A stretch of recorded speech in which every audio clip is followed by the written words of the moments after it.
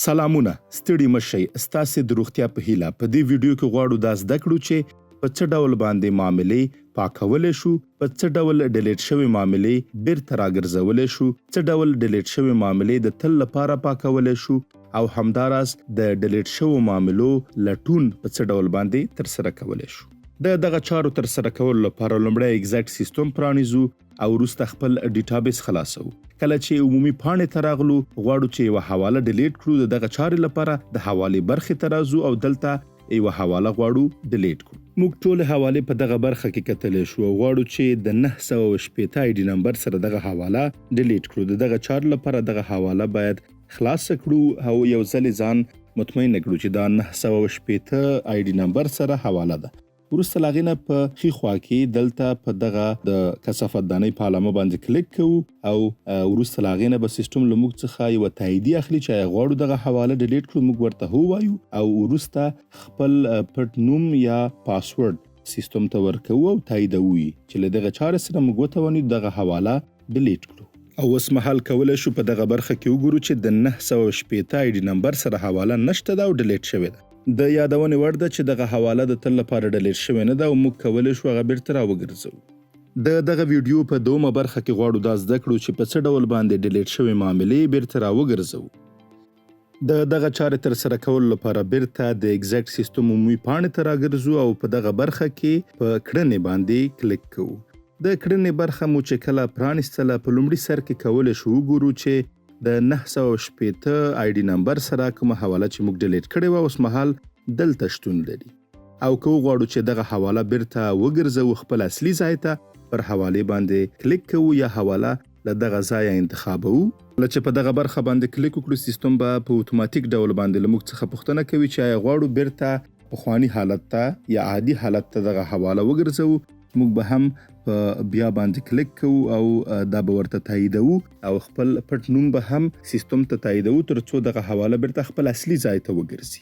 اوس مهال کله چې له دغه پاڼې څخه ووځو او یو ځل بیا د حوالو برخې ته راشو ګورو چې د 960 آی ډي نمبر سره دغه حواله بیرته خپل پخواني ځای کې ده او بیرته راګرځېدلې ده د حوالو برخې ته. دغه ویډیو په دریمه برخه کې غواړو دا زده کړو چې په څه ډول باندې ډیلیټ شوې معاملې د تل لپاره پاکې کړو. دغه چاره تر سره کولو لپاره یو ځل بیا حوالې برخې ته راګرځو. پر همدغه حوالې باندې یو ځل بیا کلیک کوو او په ښي خوا کې د ډیلیټ په آیکن باندې کلیک کوو او وروسته ورته دا تاییدوو چې غواړو دغه حواله ډیلیټ کړو. له دې سره موږ د حوالې برخې نه حواله ډیلیټ کړه. خو بیرته راځو او د کړنو برخې ته راځو. کله چې د کړنو برخې ته راغلو ګورو چې دغه حواله په لومړي سر کې موجود ده. یو ځل بیا په کړنې برخه کې هم دغه حواله انتخابوو. کله چې موږ په ړنګولو برخه باندې کلیک وکړو سیستم به له موږ څخه یو ځل بیا پوښتنه کوي چې آیا باوري غواړو دغه حواله یا دغه معامله ډیلیټ کړو. موږ په هو باندې کلیک کوو او یو ځل بیا خپل پټ نوم یا پاسورډ هم ورته تاییدوو چې له دغه چارې سره موږ وتوانیدلو دغه حواله ډیلیټ کړو او د تل لپاره یې له سیستم څخه وباسو. دغه ویډیو په څلورمه برخه کې غواړو دا زده کړو چې څنګه ډیلیټ شوې معاملې بیرته ولټوو یا لټون تر سره کړو. دغه چارې تر سره کولو لپاره موږ د کړنې برخې ته راځو او دلته په لټون برخه کې د هغه کس نوم لیکو چې موږ غواړو هغه حواله بیرته را پیدا کړو چې ډیلیټ شوې ده. مثال په ډول باندې موږ دلته ولی لیکو او کله چې په لټون باندې کلیک کوو ټولې هغه حوالې چې ډیلیټ شوې دي او د ولی نوم پکې شته ده موږ ته راښکاره کیږي.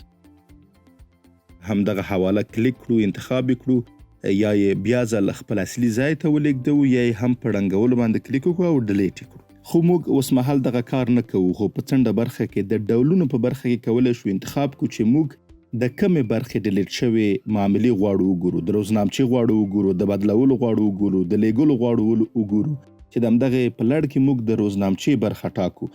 او تاسو اوس مهال کولی شئ وګورئ چې د روزنامچې برخې اړوند ټولې ډیلیټ شوې معاملې دلته موجود دي او موږ کولی شو چې له دې ځینه هغه معامله پیدا کړو چې غواړو ویې موندو یا د دې ترڅنګ د هر ډول معاملې چې وغواړو له همدغه ځینه یې فلټر کوو او کولی شو چې پیدا یې کړو.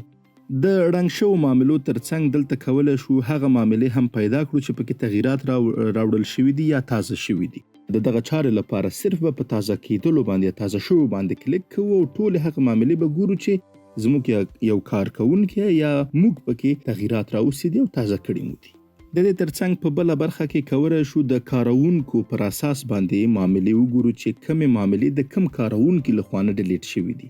خو اوس مهال موږ یو کارونکی لرو، که تاسې څو کارونکي هم لرئ په دې ځای کې تاسو ته لیست ښکاري، همغه کارونکي په نوم باندې به کلیک کوئ او فلټر کوئ به یې، وروسته له هغې نه ټولې هغه معاملې په فعالیت برخه کې کولی شئ وګورئ چې دغه کارونکي له لوري نه ډیلیټ شوي دي. په پای کې په آخره برخه کې دغه سره بټنه باندې که تاسو کلیک وکړئ نو دغه لیست به بیرته خپل عادي حالت ته راوګرځي.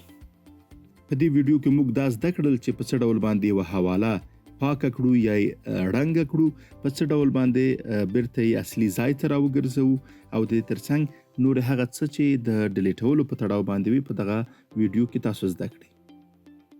له پاملرنې مو ډېره زیاته مننه. که غواړئ چې په دې اړه لا ډیر معلومات ترلاسه کړئ، د ایگزیکټ سیستم له ټلګرام ګروپ، یوټیوب چینل او همداراز دغه سیستم له ویب سایټ څخه لیدنه وکړئ.